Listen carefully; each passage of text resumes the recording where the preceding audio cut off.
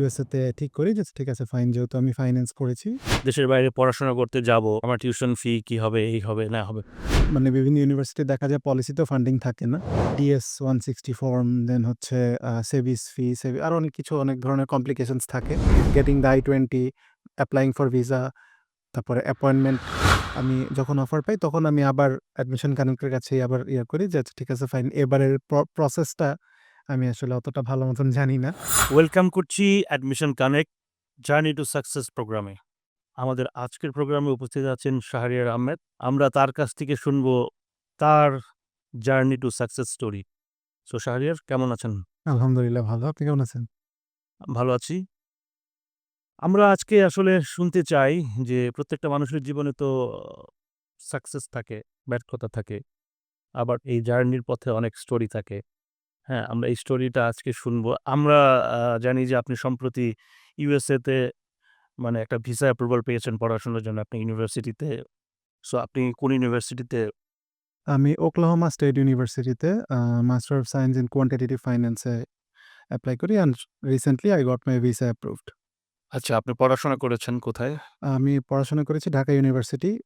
BBA complete করি আমি finance থেকে। তো after that I joint a bank.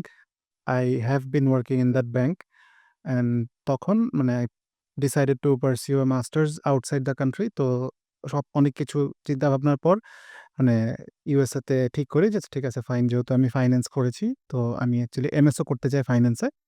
So let's opt for USA. Okay, আপনার ভিসা প্রসেসিং এর জন্য আপনি এই আ শুরুর দিকের বিষয়টা কেমন ছিল বা আপনি কোথায় যোগাযোগ করলেন বা কিভাবে এটা হলো? আচ্ছা, মানে ভিসা প্রসেসিং এর ব্যাপারটা একটু চ্যালেঞ্জিং। কারণ আমি আসলে মানে অফকোর্স আমি এর আগে কখনো এরকম কিছু করিনি। তো মানে ডিএস 160 ফর্ম, দেন হচ্ছে সেভিস ফি, আরো অনেক কিছু, অনেক ধরনের কমপ্লিকেশনস থাকে।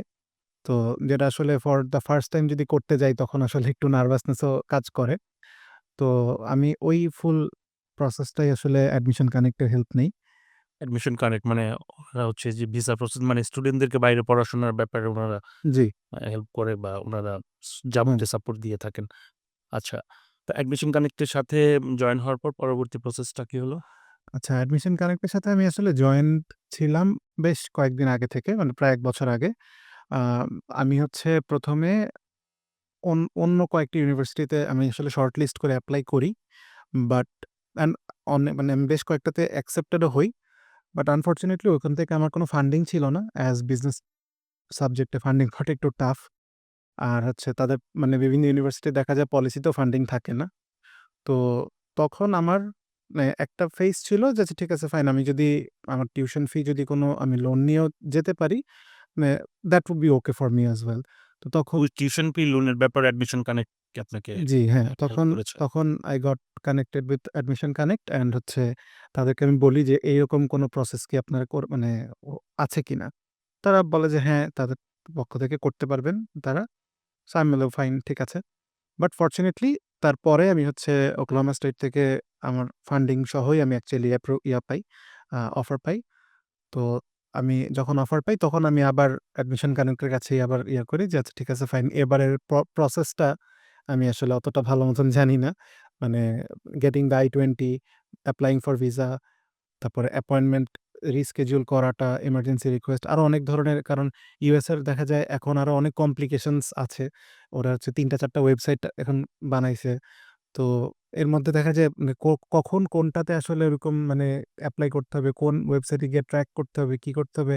যেহেতু আমি এর আগে কখনো আসলে করিনি। আপনি যেটা বলতে চাচ্ছেন যে এক পরামর্শক হিসেবে একটা ও প্রতিষ্ঠান বা যারা বা অ্যাডমিশন কানেক্ট এর মতো যে প্রতিষ্ঠান আছে এগুলোর দরকার আছে বা প্রপারলি একটা ভিসা অ্যাপ্রুভাল এর জন্য গাইডলাইনস এর জন্য অফকোর্স, ইম্পর্ট ইয়েস, হ্যাঁ।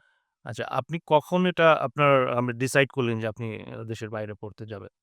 আচ্ছা, আমি ডিসাইড করি আ ২৩ এর লাস্টের দিকে। ২০২৩ এর ২৩ এর লাস্টের দিকে। কারণ তখন আমি জাস্ট আমার গ্র্যাজুয়েশন কমপ্লিট করি and I was doing a job.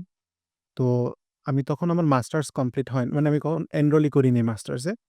তো তখন আমি চিন্তা করি যে আচ্ছা ঠিক আছে, আমি যদি এমবিএ করি, বাংলাদেশ থেকে এমবিএ করি, আ যতটুকু আমি বিবিএতে দেখেছি অ্যান্ড এমবিএতেও যদি আমি আবার সেইম পড়া আবার রিপিটেডলি আবারও পড়ি, আমার কাছে মনে হয়েছে যে খুব একটা অ্যাডিশন যে হবে আমার স্কিল সেটের সাথে তা না। আর যেহেতু আমি ফাইন্যান্সেই ছিলাম, আমার জব সেক্টরও I was working in a bank. So আমার ওতপ্রোতভাবে আমি ফাইন্যান্সের সাথেই ছিলাম।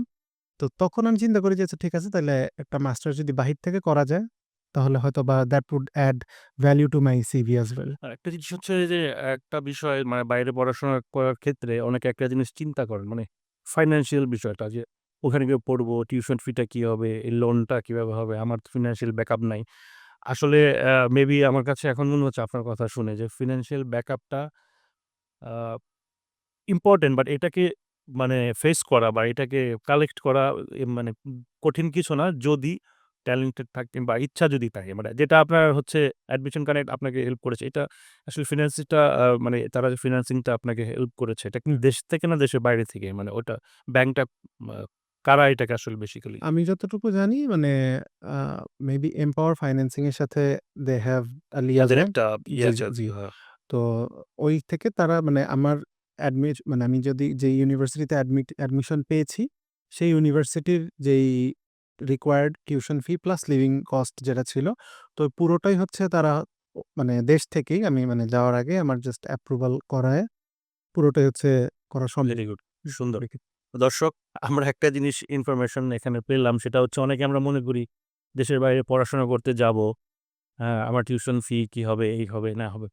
এই যে ফিন্যান্সিয়াল একটা ক্রাইসিস এর ব্যাপার এবং এটা নিয়ে টেনশন। সো এই টেনশনটাও কিন্তু ইরেজ করা সম্ভব যদি আপনার ইচ্ছা থাকে এবং এই ধরনের প্রতিষ্ঠান অ্যাডমিশন কানেক্ট এর মতো যারা আছে ভিসা প্রসেসিং দিয়ে শুরু করে লোন কিভাবে আপনি পড়াশোনাটা করবেন, না কোথা থেকে লোনটা পেতে পারেন, টিউশন ফি কিভাবে হবে, যাবতীয় সাপোর্ট কিন্তু আপনি পেতে পারেন। সুতরাং এটা কোনো হেডেক না। মানে বলতে চাচ্ছি যে আপনার যদি ইচ্ছা থাকে বা আপনার যদি ট্যালেন্ট থাকে আসলে এটা কোনো ব্যাপার না। তবে প্রপার সাপোর্ট দরকার। যেমন অ্যাডমিশন কানেক্ট তার ক্ষেত্রে করেছে। সো আমরা এই প্রসঙ্গগুলো শুনবো। তার আগে একটু অন্য প্রসঙ্গে যাই আরকি। ফ্যামিলিতে কে আছেন? ফ্যামিলিতে আমার মা আর আমার ছোট বোন। বাবা বাবা মারা গেছেন কত সালে? ২০১৪ তে। ২০১৪ তে। তার মানে আপনি তখন কোন ক্লাসে? আমি তখন ক্লাস 10 এ। 10 আপনার ইউনিভার্সিটিতে ঢাকা ভার্সিটির সেশন কত ছিল? ২০১৭-১৮। ১৭-১৮ তার মানে ক্লাস 10 এ। তার মানে আপনার ক্লাস 10 এ আপনার বাবা মারা গেছেন। তার মানে দ্যাট ওয়াজ এ স্ট্রাগলিং হ্যাঁ, তা তো পিরিয়ড অবশ্যই। নিশ্চয়ই মেন্টালি। তারপরে ওই সময়টাতে আসলে আপনার আ উম আ সাইকোলজিক্যাল স্টেট কেমন ছিল বা ফ্যামিলি থেকে বা আপনি কি ধরনের চাপ ওই সময় ফিল করেছেন? নিশ্চয়ই আপনি তখন বয়সে ছোট। আপনার মা আপনাকে কিভাবে আসলে এম্পাওয়ার্ড ওয়েল করলো to do better something? Of course মানে তখন তো একটা সাইকোলজিক্যাল প্রেশার থাকে। বেশ আচ্ছা, মানে আপনি তখন অনেক ছোট ছিলেন। হ্যাঁ, তখন আমি বেশ ছোট ছিলাম। আমি তখন মাত্র ক্লাস 10 এ উঠি। তো তখন মানে আফটার দ্যাট আমার দেখা যায় ফাইন্যান্সিয়াল কিছু মানে স্ট্রাগল ও গিয়েছে। ডেফিনিটলি এটা হতেই পারে। মানে হুম। বাবা হঠাৎ করে যখন হয়ে যায় তো তখন তো তো মানে আপনার বাবা মানে হঠাৎ করেই মারা গেছেন না কোনো অসুস্থতা ছিল? আ না বেশ ন্যাচারাল কজই ছিল। Natural cause. তার মানে এটা তো আরো বেশি মানে এটা হঠাৎ হ্যাঁ। করে তো না তারপরে আমার মানে মাই মাদার ওয়াজ মানে immensely supportive of my situation. তো আমার আম্মুই দেখা গেছে সবকিছু যা করার দরকার মোটামুটি my mother empowered me a lot. So আপনার বোন ছোট? না আমার বোন ছোট জি। তার মানে আপনি যেহেতু বড় আপনার একটা ফ্যামিলির একটা ব্যাপার তো থাকেই।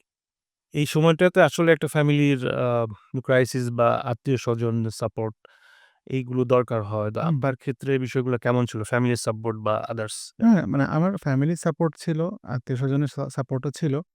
But at the end of the day আসলে ফ্যামিলি, দ্য ক্লোজ ফ্যামিলি যেটা আপনার বাসার মধ্যে যারা থাকে তো মানে আপনার রিয়ালাইজেশনটা ওই হ্যাঁ, সময় হ্যাঁ। কিন্তু একটা মানুষের ম্যাচুরিটি আপনি যেহেতু যে বয়সে বললেন, ওই বয়সটা আসলে মানুষকে আমার ধারণা একটা এই ধরনের সিচুয়েশন এ পড়লে ম্যাচিউরড হতে মানুষ বাধ্য হয়। যেহেতু আপনি বড় ছেলে, আপনার বোন ছোট।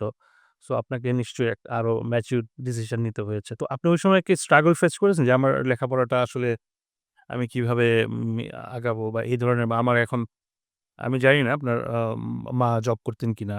জি। তো ওই সময়টাতে আসলে আপনার এই স্ট্রাগলটা কি ফেস করছেন? লেখাপড়াটা আমি সামনে দিয়ে কিভাবে আগাবো? এই ধরনের কোনো চ্যালেঞ্জ কি ফেস করেছেন? না মানে ওই ধরনের কোনো চ্যালেঞ্জ আমি বলব না ফেস করেছি। কারণ মানে আম্মু দেখা গেছে শুরু থেকেই একদম ছোটবেলা থেকেই আম্মু was very serious about my লেখাপড়া। So my mother is in medical line. তো সেও মানে বেশ সিরিয়াসই ছিল আমার ব্যাপারে। এই মানে পড়ালেখার মানে চালানো বা কন্টিনিউ করা না করা এটা আসলে there was never a question of মানে me not continuing my study. But of course মানে আদার স্ট্রাগলস যেগুলো থাকে, একটা মেন্টাল প্রেশার ছিল, একটা সাইকোলজিক্যাল একটা প্রেশার মানে ওই সময়টুকুতে আসলে সবাই পড়ে। আপনার বাবার সাথে কথা মনে আছে স্মৃতি মানে কোনো ভালো মধুর স্মৃতি বা কি একটু শুনতে পারি? মানে অফকোর্স মানে আই ফিল লাইক সবার সব স্মৃতি তো আসলে মধুর স্মৃতি। একটা স্মৃতি যদি বলেন যেটা আপনার এখন খুব মনে পড়ে বা আপনার খুব মানে এখন আসলে ওরকম খুব একটা মনে পড়তেছে না। বাট একটা যেকোনো কিছু একটা হতে পারে। ছোট্ট কিছু মনে পড়ছে কিনা কোনো স্মৃতি তার সাথে বা কোনো কথা বা তার কোনো এমন কোনো উপদেশ হোক বা হ্যাঁ, মা উপদেশ বলতে মানে আমার ফ্যামিলিতে এতটুকু মানে ছোটবেলা থেকেই ছিল যে মানে serious about future, serious about পড়ালেখা। তার মানে তো তো আপনার বাবা এখন আপনার যেহেতু ইউনিভার্সিটিতে পড়েছেন, ঢাকা ভার্সিটিতে ভালো জায়গায় ভালো সাবজেক্টে পড়াশোনা করেছেন। এখন ইউএসএ তে পড়তে যাচ্ছেন। তিনি নিশ্চয়ই তার এই যে সিরিয়াস যে ছিলেন বা আপনার হয়তোবা এখন জানি না তিনি কিনা। শুনছেন? তিনি নিশ্চয়ই শুনছেন এবং আপনার এই সাকসেসে তার আ নিশ্চয়ই তার ভালো লাগছে অবশ্যই তার সন্তানের সাকসেসে। যেহেতু আপনি বড় ছেলে, আবার আপনার বাবা মারা গেছেন। তো ফ্যামিলি থেকে হয়তোবা একটা ইয়ে থাকতে পারে যে তুমি জব করো বা বিসিএস দাও। যেহেতু ঢাকা ভার্সিটিতে বা পাবলিক বিশ্ববিদ্যালয়ে বিশেষ হলে এই জিনিসটা হয়। আ সো আপনার এই ফ্যামিলিগতভাবে কোনো প্রেশার ছিল কিনা যে আমার একটা জব করতেই হবে বা করতে হবে দেশের বাইরে কিভাবে যাবো এখন? ওয়েল জব করতে হবে এরকম প্রেশার ছিল না যে একদম এখনই জব করতে হবে, ইয়ে করতে হবে। আ আমি হচ্ছে ইউনিভার্সিটি 2nd ইয়ার থেকে দেখা গেছে আমি বেশ টুকিটাকি ফ্রিল্যান্সিং ও করতাম। তো তারপর হচ্ছে যখন আমি গ্র্যাজুয়েট করি, তখন আমার গ্র্যাজুয়েশন আর জবে ঢোকার মধ্যে খুব একটা টাইম গ্যাপ ছিল না। সো ঐরকম প্রেশার ছিল না। বাট বিসিএস এর জন্য হ্যাঁ, অফকোর্স এটা বাংলাদেশের কালচার একটা যে বিসিএস টা আর তার উপরে পাবলিক ইউনিভার্সিটি থেকে পড়লে একটা এক্সপেকটেশন ক্রিয়েট হয়ে যায় যে বিসিএস দিবে। তো আমি ঐরকমভাবে কখনো মানে I didn't opt for BCS তেমনভাবে। কারণ আমার কাছে মনে হয়েছে যে it's a very lengthy process. অনেক টাইম লাগে। অ্যান্ড অনেক টাইম পরে গিয়ে আসলে একটা কিন্তু আবার হ্যাঁ, শুরু থেকে শুরু করা। তো ওই ব্যাপারে আমাকে মানে এমনিতে বলা হয়েছে যে, "দিয়ে দেখ কি অবস্থা, কি হয়?" বাট প্রেশার এরকমভাবে করা হয় নাই। না তার মানে আপনি মোটামুটি আপনার মতো করেই ডিসিশন নিতে পেরেছেন। জি, জি, আপনি জি। যেভাবে চিন্তা করেছেন, সেই জায়গা থেকে আপনি হুম। করেছেন। তো অ্যাডমিশন কানেক্ট আপনাকে কোন জায়গায় সাপোর্ট করেছে? অ্যাডমিশন কানেক্ট আমাকে মানে স্পেসিফিক্যালি যদি আমি বলি, আমার আ ফাইন্যান্সিয়াল যে সলভেন্সি, আমার যে স্পন্সর ডকুমেন্টেশন, দেন হচ্ছে আমার লোন প্রসেস যদিও ultimately I didn't need that loan, but loan processing এর ক্ষেত্রেও। তো এই সকল জায়গাগুলো admission connect was very helpful. Then আমার দেখা গেছে আমি আবার মানে কয়েকটা মাল্টিটাস্ক করতে গেলে অনেক কিছু মাথা থেকে ছুটে যায়। সো একটা ট্র্যাকে রাখা যে ঠিক আছে এটার পর এটা, এটার পর এটা, there is a মানে checkpoint. অ্যাডমিশন কার্ডের আপনাকে সবসময় একটা ট্র্যাকে রেখেছে যে একদম এইটা করতে হবে, এখন এটা কিন্তু হুম, করতে হবে। মানে নার্সিং করা এক করে ধরনের হ্যাঁ। আর এটা মানে ভিসা অ্যাপ্লিকেশনের আগ পর্যন্ত তো এই ধরনের সাপোর্টগুলো আমি বেশ প্রম্পটলি পেয়েছি। আর তারপরে হচ্ছে যখন ভিসা অ্যাপ্লিকেশন থেকে শুরু করে না আমার ইন্টারভিউতে আমি ইন্টারভিউ দিয়ে এসেছি। বাট এর আগে থেকে ভিসা অ্যাপ্লিকেশন করা, ডিএস ফিল আপ করে দেওয়া। দেখা গেছে আমি হয়তোবা I was feeling a bit nervous, তো ডিএস ফিল আপ করে দেওয়া। দেন হচ্ছে আ এমার্জেন্সি মানে স্কেডিউলিং করা। কারণ অফ কোর্স আমি যদি জুন মাসে ডেট নিতে চাই, আমি জুলাই মাসে ডেট পাবো না। দেখা যায় অক্টোবর, নভেম্বর পর্যন্ত চলে যায়। সো ওটা আবার ইমার্জেন্সি শিডিউলিং করে মানে রিকোয়েস্ট করে আবার আগে এনে দেওয়া। সো মানে এই যাবতীয় যে প্রসেসিং যেগুলা ছিল এগুলো আমি বেশ প্রম্পটলি হেল্প পেয়েছি অ্যাডমিশন কানেক্টের কাছ থেকে। আচ্ছা, একটা জিনিস এখন যারা ধরেন আপনার তো একটা যে প্রসেসটাকে মেইনটেইন করে আপনি আসছেন, নিশ্চয়ই একটা অভিজ্ঞতা হয়েছে। হ্যাঁ, অভিজ্ঞতা হয়েছে এবং ভবিষ্যতে আরো যারা আমি জানি আমার জানা মতে অনেক স্টুডেন্টস আছে বাংলাদেশে যারা দেশের বাইরে পড়তে যেতে চায়। তাদের জন্য আপনি আসলে কি বলতে চান? আচ্ছা আমার স্পেসিফিক একটা কথা আছে সেটা যে অনেকেই মনে করে যে আমি যদি একটা কনসালটেন্সির কাছে যাই, একটা এজেন্সির কাছে যাই, আমার A to Z ওরাই করে দিবে। আমার কিছু করতে হবে না। আসলে জিনিসটা কমপ্লিটলি ভুল। মানে আমি মানে কনসালটেন্সি বা এজেন্সি বা যেটাই বলেন না কেন সাপোর্ট সিস্টেম হিসেবে কাজ করে। আমি যতটুকু আমার এক্সপেরিয়েন্স এ দেখেছি যে আমার এই জিনিসটা দরকার, তারা হয়তোবা রিমাইন্ড করে দিবে যে এই জিনিসটা দরকার আপনি এভাবে করেন। আপনার এখানে অ্যাপ্লিকেশন করা দরকার, আপনি এই জিনিসগুলো করেন। আমরা তারপর আগে মানে প্রসেসিং করে দিচ্ছি। হয়তোবা ডকুমেন্টেশন এ হেল্প করে দিচ্ছি। দেন হয়তোবা মক ইন্টারভিউ নিয়ে দিচ্ছি আপনার। বাট আসলে ২ দিক মানে থেকে এইগুলো কিন্তু বোঝাটাও খুব ইম্পর্টেন্ট যে আমার কখন হুম, কোনটা করতে হবে, মক ইন্টারভিউ কিভাবে দিতে হবে। এক্সাক্টলি হ্যাঁ। তো আমার বাট কাজটা নিজেরই করতে হবে। কাজটা নিজের করতে হয়। জি। সো আমার যেটা অ্যাডভাইস বা যেটা বলার আছে যে আসলে ২ দিক থেকেই সিরিয়াসনেস থাকা দরকার। যে আমি যে একটা জায়গায় পড়তে যাবো বা আমি একটা এপ্লাই করছি, আমি কোনো কিছু একটা করছি। আমি কনসিয়াসলি একটা ডিসিশন আমারও নেওয়া লাগে। অ্যান্ড ওইটার সাপোর্ট সিস্টেম হিসেবে অ্যাকচুয়ালি মানে আমার কনসালটেন্সি, আমার এজেন্সি যেটাই থাকুক একটা সাপোর্ট সিস্টেম হিসেবে কাজ করে। সো একেবারে সবকিছু ছেড়ে দেওয়া যে একদম আমি কিছুই আর করা লাগবে না, সবই করে দিবে। এটা একটা ভুল কথা। আবার যে আমি সবই আমার করতে হবে, তারাই কিচ্ছু করবে না, এটাও আসলে ভুল কথা। তো there is a balance, check and balance. তো এটা যদি ঠিক মতন বুঝা যায়, I would say যে most of the cases A you can be successful. মানে শুধুমাত্র আ ইউএসএ না, মানে আমি যতটুকু জানি admission connect UK, Canada, Australia বিভিন্ন দেশে। তো আপনার চয়েস কি ইউএসএ তেই ছিল? আমার চয়েসটা আসলে হ্যাঁ, আমার চয়েস এই কয়েকটা among these countries আমার চয়েসটা USA তে ছিল। এটার কারণ হচ্ছে আমি যেহেতু গ্র্যাজুয়েশনও ফাইন্যান্স থেকে করা, আমার পোস্ট গ্র্যাজুয়েশনও আমি আসলে ফাইন্যান্স থেকেই করতে চেয়েছি। সো অ্যান্ড আমার রিসার্চ ইন্টারেস্ট আসলে ক্যাপিটাল মার্কেট। তো ওই কারণে দেখা গেছে ইউএস ইস আ ভেরি মানে ইউএসএ তে মানে আইএলটিএস দিতে হয় নাকি অন্য কোনো? আচ্ছা ইউএস এর ক্ষেত্রে দেখা গেছে আমার যেমন আমি আইএলটিএস ও দিয়েছি, আমি অ্যাডিশনালি জিআরই ও দিয়েছি। তো অন্য দেশগুলোতে আমি জানি না এটা কতটুকু হেল্প করে। বাট ইউএস এর ক্ষেত্রে GRE is a very big factor. মানে আমার দেখা যায় যে the funding that I got আমার মনে হয় যে আমার GRE score helped me a lot. So মানে এই IELTS, GRE and pretty good SOP.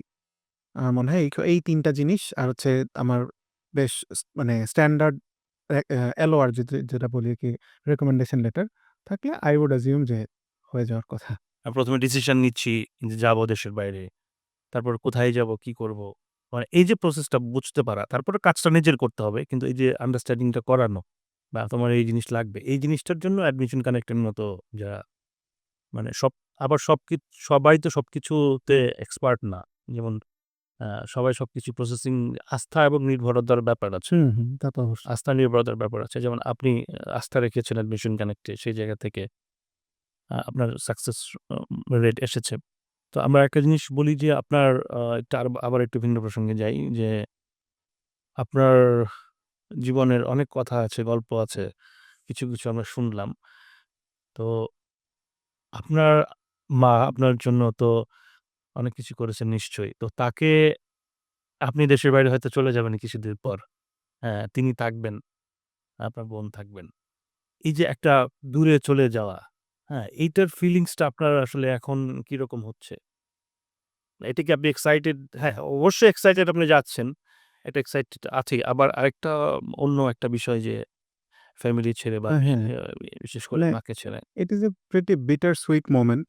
কারণ মানে এই জিনিসটা আসলে মানে নট জাস্ট ইউএসএ, বাইরে পড়তে যাওয়া ইজ এ ভেরি মানে big struggle for a lot of reasons. তো মানে not just financial, I believe financial স্ট্রাগলটা is the last thing that anyone cares at least বাইরে মানে পড়তে যাওয়ার ক্ষেত্রে। কারণ আমি ফ্যামিলি মানে ছেড়ে চলে যাচ্ছি ফর আ সিগনিফিক্যান্ট টাইম।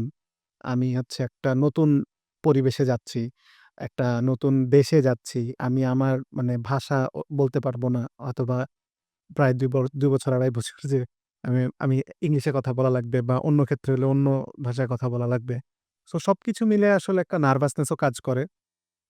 আবার একটা এক্সাইটমেন্ট ও কাজ করে যে আমি যে জিনিসটা চেয়েছিলাম এতদিন ওইটা আল্টিমেটলি পেয়েছি। তো মানে আসলে ২ টাই কাজ করে। ভালো লাগাও কাজ করে আবার একটু খারাপ লাগাও কাজ করে। সো দেখা যাক। I am very nervous and excited for my future. তো আপনি যে কথাটা আসলে আপনার মাকে আসলে বলেন না, বা বলেন নাই কখনো আপনি যে এই যে চলে যাচ্ছেন, কদিন পরে যাবেন। আপনার মনে হয় যে কিছু কথা থাকবে, কিছু কথা বলবেন, কিছু কথা বলবেন না। আপনি কি এরকম কোনো কথা বলতে চান আজকের শোতে? আহ ওয়েল অফ কোর্স কারণ I am very close with my mother and আমি আসলে আমার লাইফের ডিসিশন যাই নিয়েছি বা বা যাই করেছি না কেন, আমার সেটা পার্সোনাল লাইফের ডিসিশন হোক, প্রফেশনাল লাইফের ডিসিশন হোক, মানে আই অলওয়েজ মানে involve my mother in every decision and মানে if there is one person on earth that I love the most, that is my mother. So yes. Of course এটা নিশ্চয়ই এটা আমরা আ সবারই একটা ইমোশনের জায়গা মা এবং আপনারও নিশ্চয়ই। সো এটা আমি প্রশ্নটা করলাম এই কারণেই যেহেতু আপনার একটা লং টাইম একটা ফ্যামিলিতে ছিলেন আবার এখন হুম, চলে হুম। যাবেন। সো সব কথা হয়তো মাকে বলা হয় না সবকিছু। হুম? তো এই অনুভূতিটা তো আছে, থাকবে। তো ফাইনালি হচ্ছে যে আ অ্যাডমিশন কানেক্টের যে আপনার সাথে যে সাপোর্টিভ হিসেবে কাজ করেছে, এইজন্য তাদেরকে কিছু ধন্যবাদ বা তাদেরকে কিছু বলতে চান কিনা? অফ কোর্স আসলে মানে getting a professional help in every situation is very important আমি মনে করি। মানে এখন যেকোনো ক্ষেত্রেই আরকি, যেকোনো জার্নিতে যেকোনো প্রসেসেই। কারণ দেখা যায় যে যতটুকু আসলে ম্যাটেরিয়ালিস্টিক্যালি এটা যতটুকু মানে ডিপেন্ড করে তার চেয়ে বেশি বিউরোক্রেটিক্যালি আসলে ডিপেন্ড করে। যেমন আমি হয়তোবা আমি পুরো গুড ইনটেনশন এ সবকিছু করছি। বাট কোনো একটা কারণে আমার কোনো একটা প্রসেসে কোনো একটা অ্যাপ্লিকেশন হয়তোবা কোনো একটা ভুল কিছু করে গেল অজান্তেই। আমি হয়তোবা ওটা মানে করতে চাইনি বা আমি ওটা করবও না বা আমি ওটা জানতাম না। কিন্তু এই কারণে দেখা যায় অনেক কিছুই হয়ে যেতে পারে। হয়তোবা আমার ভিসা ক্যানসেল হয়ে যেতে পারত। হয়তোবা আমার মানে অ্যাডমিশন ক্যানসেল হয়ে যেতে পারত। হয়তো আমার স্কলারশিপ রিভোক হয়ে যেতে পারত। তো এই কারণে আমার মনে হয় যে একটা প্রফেশনাল বা একটা প্রফেশনাল অ্যাডভাইস আসলে সিক করা দরকার সবারই। আমার ক্ষেত্রে সেই প্রফেশনাল হেল্প বা প্রফেশনাল জায়গাটা ছিল অ্যাডমিশন কানেক্ট। যেমন দেখা গেছে আমি কোনো একটা জিনিস ডাবল চেক করার জন্য তাদেরকে আমি হচ্ছে নক করতাম যে, "আচ্ছা ঠিক আছে আমি এটা করেছি, এটা কি ঠিক আছে কিনা?" তো তখন তারা দেখে বলত, "না ঠিক আছে এটা ঠিক, এটা এভাবেই করা যায় বা এটা এভাবেই করতে হবে। বা ঠিক না থাকলে না আপনি এটা এভাবে না করে অন্যভাবে করতে পারেন।"